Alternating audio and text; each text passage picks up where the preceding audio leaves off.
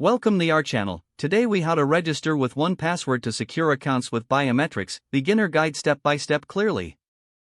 Visit the official 1Password website. Click on the Get Started button. Choose your preferred plan from the options available. If you're new, select the personal or family plan for individual use. Enter your email address in the sign-up form. Create a strong master password. Make sure to use a combination of letters, numbers, and special characters. Follow the instructions to confirm your password. Click on the Create Account button. Check your email for a confirmation message from 1Password. Click the link in the email to verify your account. After verification, you will be directed to the 1Password setup page. Download the 1Password application for your preferred device. Install the application by following the on-screen prompts.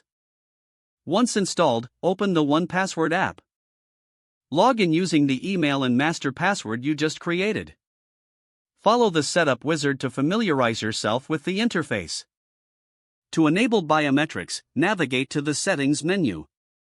Look for the option labeled Security. Select Enable Biometrics or use Fingerprint/Face ID. Follow the prompts to authenticate using your device's biometric feature.